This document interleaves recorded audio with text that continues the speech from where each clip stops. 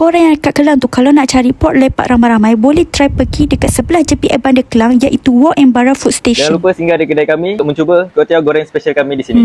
Sedapnya. Ni double waffle ice cream with fruit ni RM10 je. Banyak macam ni RM10 je. Ya, betul. Set king crab ni, kita one set harga RM35 je sekali dengan nasi. Kari serendah RM8.50 lepas sekali udang dalam ni. Mainlah datang. Murah betul, sedap pula tu. Nasi goreng kat sini pun tak nak Nasi goreng kalah. sotong tau RM12.90 saja. Dapat pula makan bakso panas-panas RM8 je. Resepi bakso dari Palembang. Fuyo sizzling yummy pun ada. Mushroom ayam, sizzling mushroom, daging batang pinang. Ayam gepuk pun ngam. Ada 3 pilihan sambal. Pilih biasa, pedas dan ekstra.